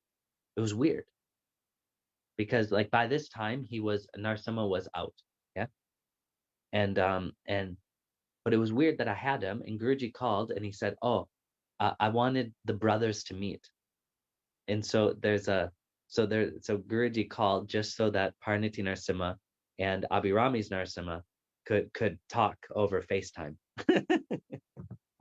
It was super sweet. Yeah. Mhm. Then how I heard them so many story also about how you have to hide him through the 7 years. Yeah, 7 years. Yeah. So yeah, I had this big box, this black box that had locks on it, and I would always tell people it's Tulsi. It's a special form of Tulsi, because if I said Narsima, people would start asking questions, and I just always said Tulsi. And because, oh, my name's Tulsidas, I've been looking after Tulsi, it makes sense. People wouldn't ask questions. Um, and one day, I was in for a week. I was in Portugal. We're doing an Atma Kriya retreat, and the box was on the altar, so Narsimha was on the altar. But of course, like, nobody knew what it was. And there was this one man who was very fresh. He only met Guruji a little bit, and all of a sudden there's this like big secret And I can understand if there's this big secret, some people can get very upset, can get very annoyed. And this guy was just, for the whole 3 days, just staring at the box, and he looked so upset. But whenever I had to do something and I needed my hands, I would give the box to Sitaram or another devotee who I trusted, because I mean, Narasimha is my life, you know. And so after the retreat, we go to Fatima. This is a place where Mother Mary appeared, and we go to this place, the last place, because Mother Mary appeared in several different places in Fatima. So we went to the last place she appeared, and I wanted to bow down, but I can't bow down with this big box with me. So I turn, and we're all together, 25 people. We're all together. And I turn to Sitaram to give the box. But as I turn, all 25 people, except one, everyone turns and they all turn away. And they all start walking in their own directions. And I'm like, what? And I say, Sitaram, he can't hear me, even though he was only 1 meter away. I say, Sitaram, can't hear me. So I start calling for the other guys. No one can hear me. The only person left is this one person, this one guy who the whole time looked so upset that this box was there. And I look at him and I say, will you hold Tulsi for me, please? And he goes, yes. And he was so strict, so stern, that it made me uncomfortable. So I say, well, don't drop her. And he goes, I will not. And I think, oh my God. So I give him Tulsi, and I run over, and I did the fastest prostrations ever seen ever in the world. And I run back, and by the time I'm back, he's crying like crazy. And I say, are you okay? And he goes, yes. I just thought I would never be worthy to hold her.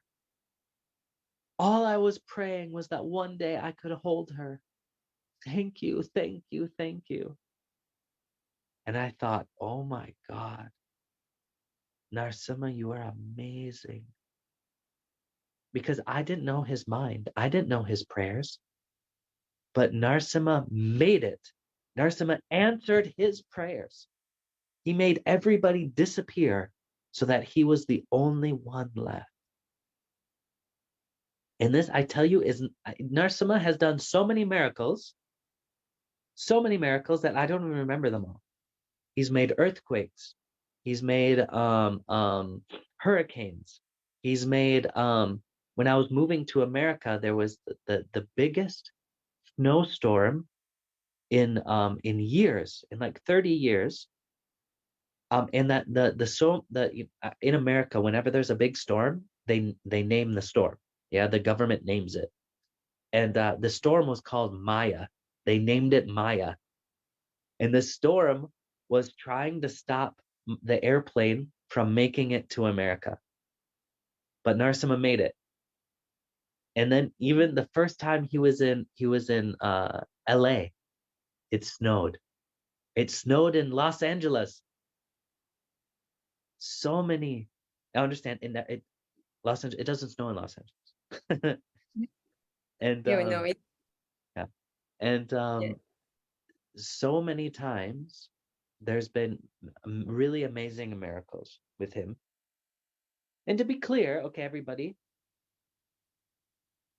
you have to see is that when I speak about Narasimha, some devotees, I think because they get jealous, they think, oh, you're just talking about Narasimha. You're not talking about Guruji. No, that's completely incorrect. Because Literally, Narasimha is a physical manifestation of Guruji's grace. Yeah, so let's say many people have had miracles with their rings. Yeah, so for example, I know one person who Guruji gave them a ring, but they weren't devotees. He was a husband of a devotee. But Guruji, like, obviously he's a devotee, but Guruji gave him a ring, but he never wore it. He was like, this is weird. I don't like it. But out of respect, he kept it in his car. Yeah, on the dashboard of his car. And he's German. And as you know, in Germany, they have the Autobahn, where there's places on the Autobahn where you can't how do you say, you can drive as fast as you want. And there's very few accidents on the Autobahn. But when there is an accident, people die because people are driving so fast. Okay. And he got into such a terrible accident. His whole car was smashed, completely smashed. And he got out of it with not even a scratch on him. And when he got out of the car, he was like, what's going on? He looked, and on the dashboard, exactly where he kept his ring, was still the ring. Hadn't even moved, even though the car had turned. And as soon as he grabbed it, he knew the ring saved his life. So of course, is it really the ring, or is it the grace inside the ring?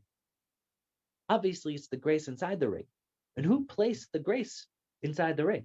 Guruji. And so it's the same. Even though Narasimha has made many miracles, actually we can say Guruji has made many miracles through Narasimha. Because it's Guruji's grace which flows fully through Narasimha. Yes. And yeah, there's many miracles. Actually,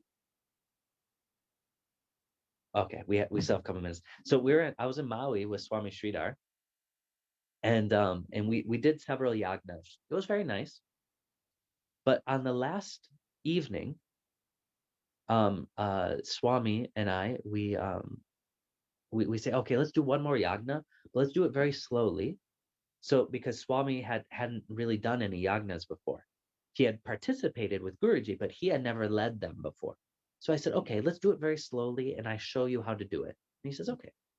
So it wasn't even a real yagna, okay? It was like a teaching yagna. So we put Narasimha there. We do 108 times Ugram Vira Mahavishnum. We finished the yagna. It was nice, but it was a teaching yagna. Okay, we clean up. We go back inside the house. And about 1 hour later, the whole house shakes. Like this, like an earthquake. But we hear that there's an accident that happened. So we go running outside. We call an ambulance, and we see this bus went through the neighbor's wall. The wall was made out of concrete, went through the wall and hit their car. And so we call the ambulance. We look, and luckily only the driver of the bus. There was no one on the bus except the driver. And the driver, of course, he looked drunk. And so we see that everything is okay, nobody is hurt. And so, the police come, the ambulance comes, everything is fine. Okay, we go home. The next morning, actually, let me try to look for it while I'm the next morning. I want to show you the picture. I'll send it to you, Ramdasi. Maybe you can send it to everybody. Okay. Uh-huh.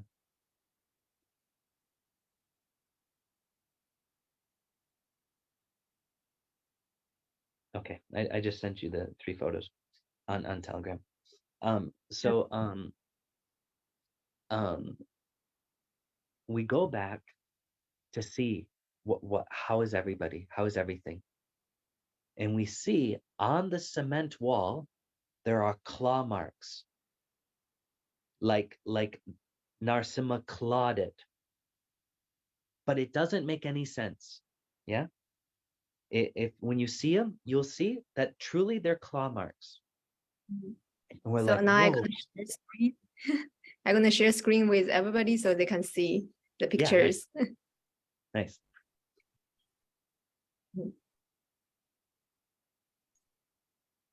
Okay, yeah, we do see.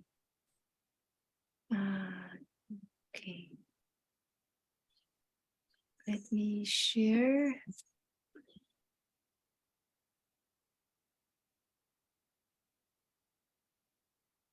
Okay. Okay. Share screen. Okay, there it is. Can you see? Slowly. Yes, there you go. You see, everybody, you see the claw mark? Yeah. This is Narasimha's signature. And so yeah, crazy, right? And so we ask the neighbors, like, what happened? Yeah. And the neighbor said, you know, it was amazing. First off, where they parked their car, they never parked their car there. Once in 20 years, they parked their car there. And if they did not park their car, the bus would have kept going into the neighbor's house. And right there was their bedroom. And the bus would have went into the bedroom and killed the neighbors. But the car stopped the bus. Also, if this was the last place, literally the last place where the bus could have went and still been safe.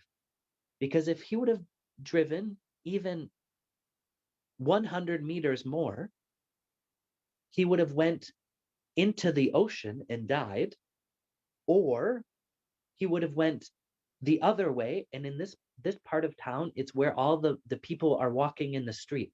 Yeah, everybody's walking in the street.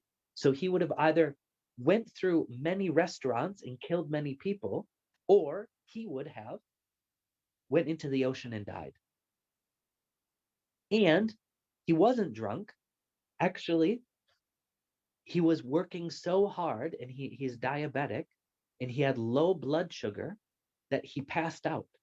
So it wasn't even his fault. And so Swami Sridhar wrote all of this and sent the pictures to Guruji and said, Guruji, this is amazing. And Guruji answered, well, yeah, of course. You were praying to Narasimha. He is the protector of everyone. What do you expect? So many miracles Guruji has done through Narasimha. So many. So the For driver example, was fine. Yeah, he was fine. Everybody was fine. The driver, not even a scratch on him. Everything was fine. Anyways, also the owner of the house was like, well, we wanted to make a new a new wall anyways. So actually, Swami, huh? yeah, please. So everything actually it was only the Lord could plan such a thing, where it happened in a way that everybody, and also if the wall wasn't there, the wall slowed down the bus, and then the car stopped the bus. But if the wall wasn't there, then he would have pushed the car into the next house. So everything was so perfect, that nobody got hurt. Wow. And it's a quite new story, right? Yeah, this was last year. This was like this was January, like maybe 8 months ago, 9 months ago. Swami was newly initiated. Yeah, exactly. Yeah, he was initiated in Mauritius. That's right. It was right after initiation. Yeah. So under what circumstance did Guruji tell you that it's okay to reveal Narsimha to everybody?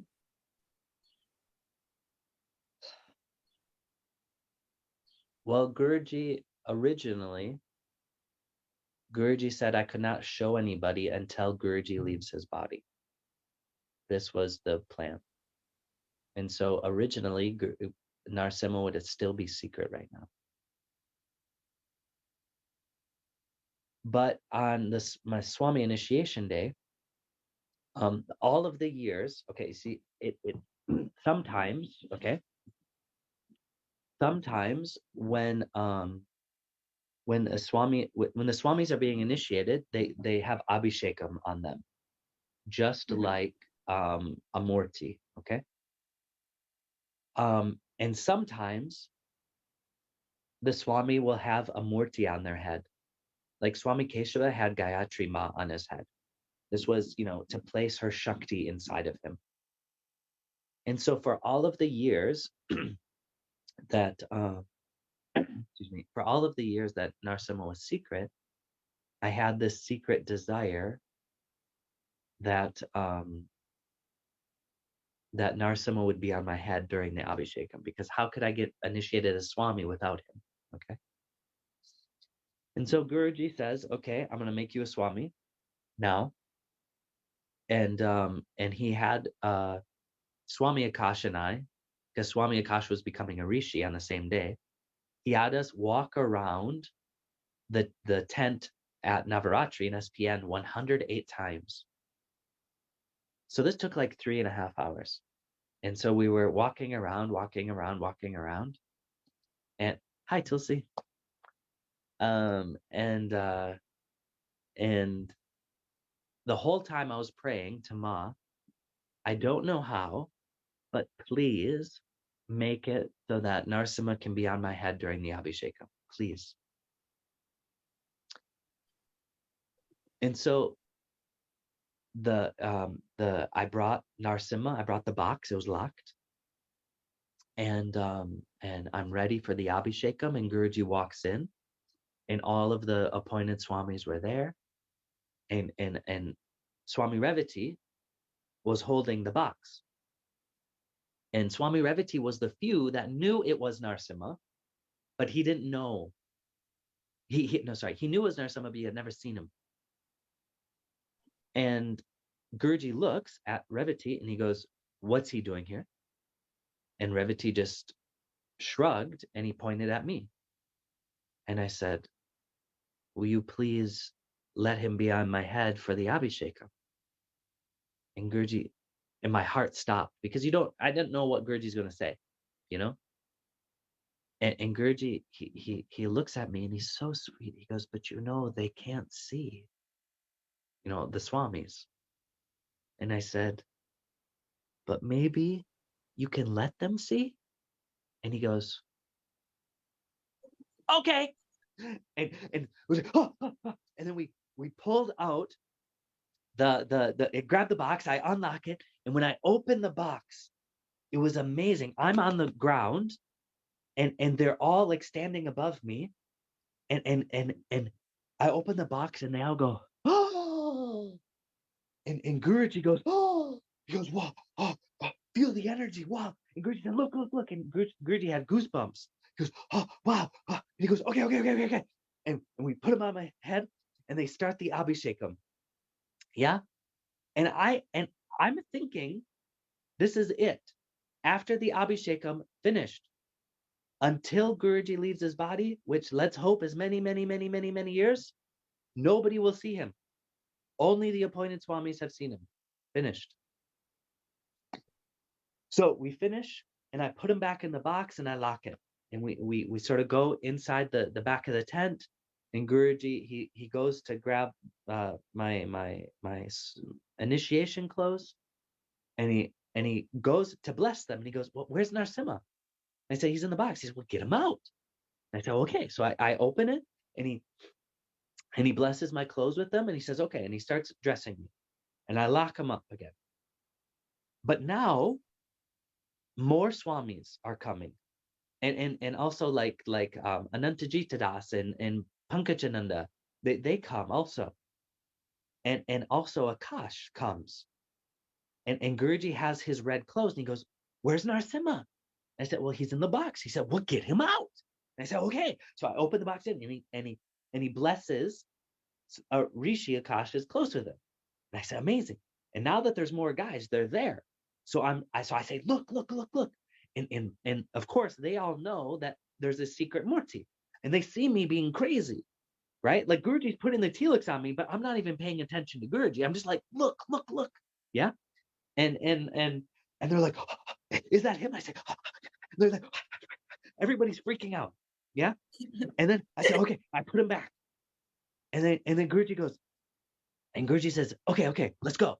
And he goes, "Well, where's Narasimha?" And I said, "He's in the box." He said, "We'll get him out." And I said, "Okay." And so I take him out. And Guruji, everybody's so excited. Everybody's so excited. And then Guruji goes, "Okay." And Guruji marches out from behind the tent. And everybody, like, it was amazing. It was amazing. Like Guruji came walking out with like this wave of energy. And everybody just starts going, "Haribol, Haribol, Haribol." And I have Narasimha, and I'm holding above my head. And I'm trying to show everyone, there's like 300 people. I'm like, "Look, look, look, look, look, look." And of course, the few people that knew, they were like, I go, "Yes, yes." I said, "Look, everybody's screaming. I'm freaking out." Yeah.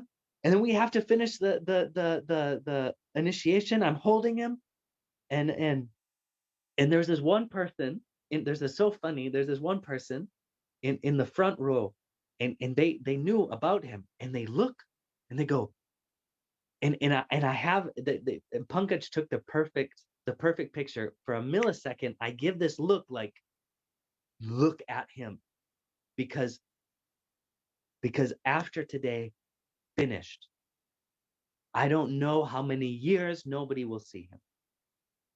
And so Guruji has, at the end of all the prayers, Guruji has everybody come up, look at him, bow down, have darshan, and give a talk. And then the next day happens. And I think to myself, Guruji didn't say nobody can see anymore. He didn't say it. So let me test. So I bring him down to puja, because I was taking care of Tulsi for Abhishekam in the temple. And I think, okay, it's better to ask for forgiveness. So if Guruji gets angry at me, I'll just ask for forgiveness.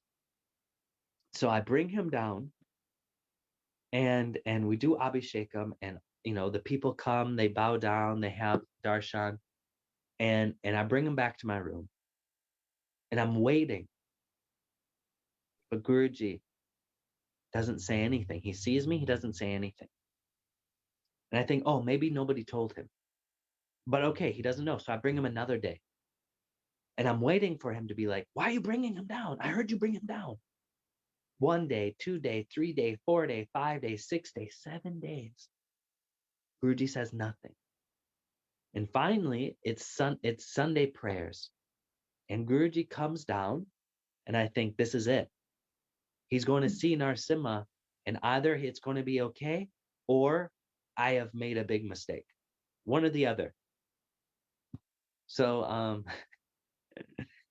so then he sits on his asan, and from his asan he can see Tulsi very clearly. So I see him turn around. He gets in his asan, he's looking at the murtis, and he turns around and he stops, and he's staring at Tulsi, but clearly Narasimha's there. He just stares, and then he goes on, and I went, "Oh, thank you, Lord." So this was the moment that I realized, okay, now the world can truly see. And so after that, he's been out. Wow. Yeah, because you often every opportunity you have, you always allow us to have darshan from him. we didn't imagine there is such a such a roller coaster stories behind him. So is he back from the prayer now? Yes. I'll go get him from the temple. One second. Yes, please. Thank you.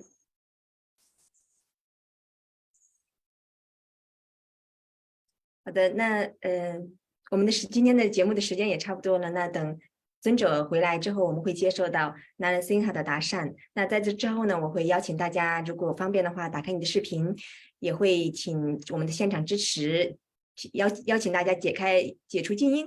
如果大家想要去跟Swami 尊者 Tulsidas 有所表达的话，非常欢迎。那感谢他今天晚上这么如此精彩的分享。那由于时间的限制呢，我们今天就没有办法有互动的环节。当然，大家如果想跟尊者说两句的话，我们等会儿会解除大家的静音，所以大家请准备好，准备好开启你的摄像头，准备好想要表达的也可以接受我们的这个解除静音的请求。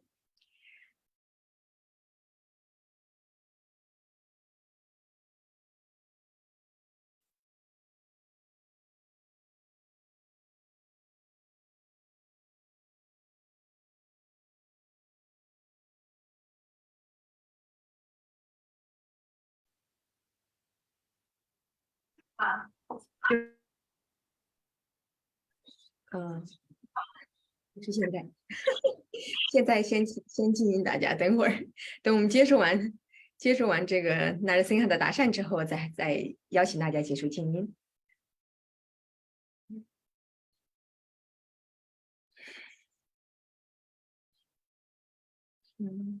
那我们也现在在国内也挺晚的了，非常感谢仍然在线的陪伴我们的伙伴们，非常非常难得的机会，我们听到这么多背后的故事的细节呢，很多很多的细节都是闻所未闻的，也非常感恩咕噜吉的这样的恩典，让我们有这样深度去了解他身边亲近尊者的亲身的经历。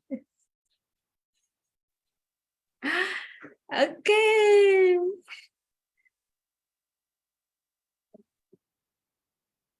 So sweet. Yeah, right. He's so sweet. You know, they have a theory that the deity grows into be similar, like they're like a servant like you. Here, I'll take off the mala. So yeah. He's very, very, very lovely. Very, very powerful. But this is the amazing thing about this Murti, is that he's so powerful, but he's so sweet. Yeah. Like it is, and the mind can't understand. Wow.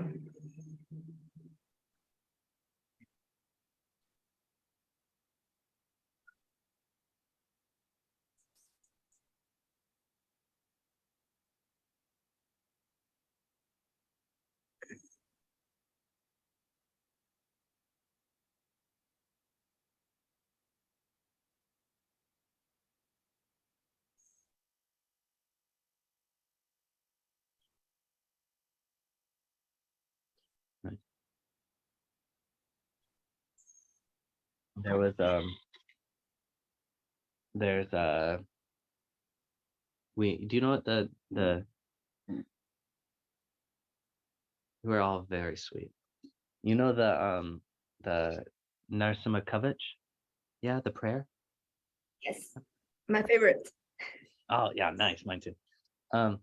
So there's a kavach that you can buy. Let's see, 1 second. You mean like this? Like the one I wear? Maybe.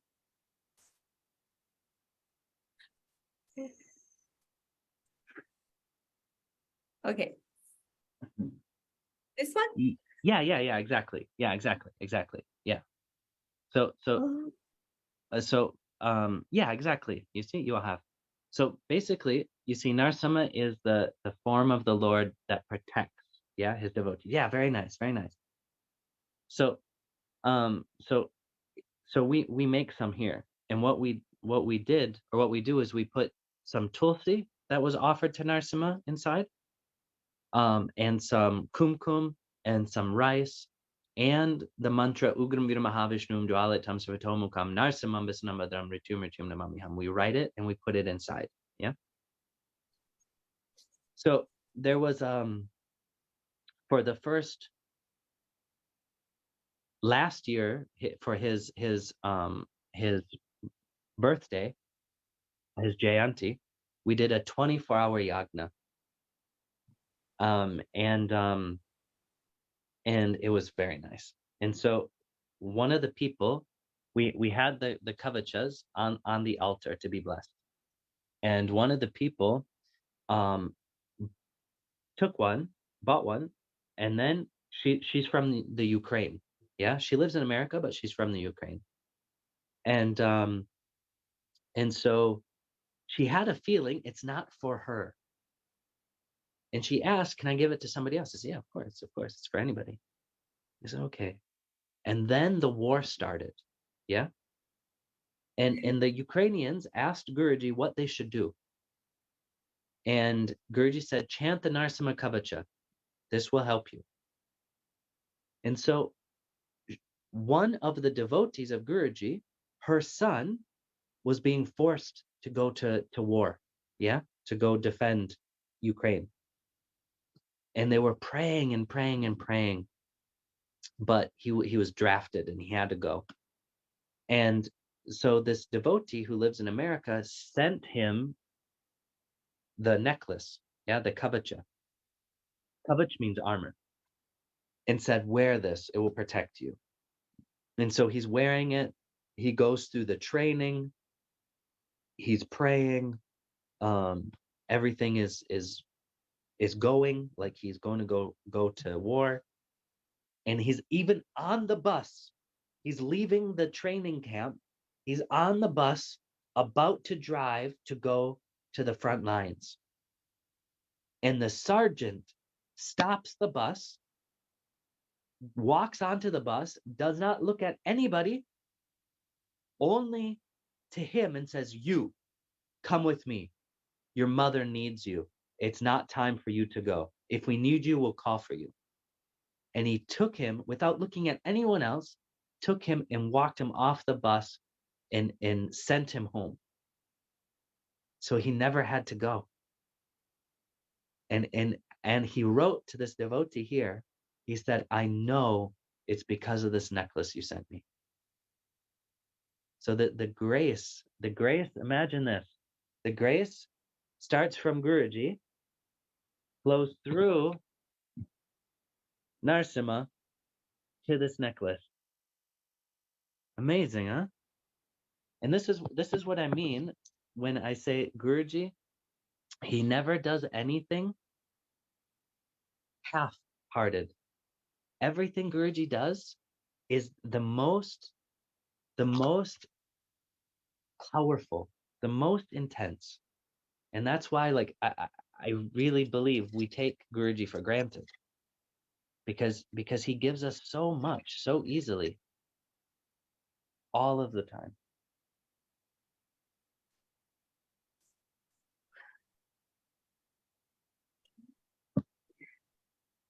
You are all so sweet. It's so long. It's amazing. It's been like what, more than 2 hours?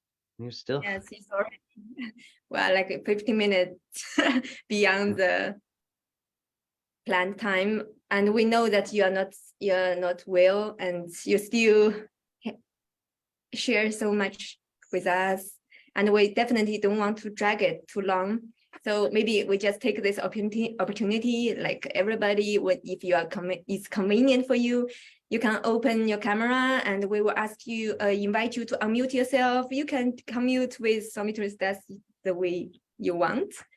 So let's see. Maybe we can cancel the spotlight so Swami can really see each other. Hello, Swami. Okay. Jai Gurudev. Jai Gurudev. Good day. Jai Gurudev.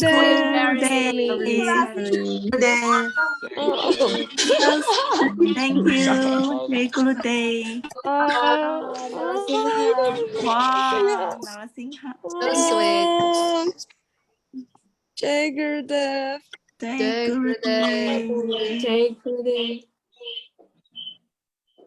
Thank you all. I tell you, this was really nice. Thank you all so much. This is super nice. Thank you. Thank you again for being here together with the Chinese. You can recover very soon. Thank you. Thanks very much for your time. Jai Gurudev. Thank you.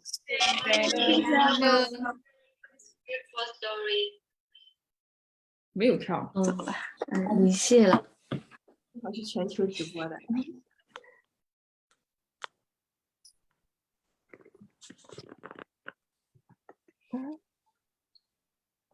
结束了。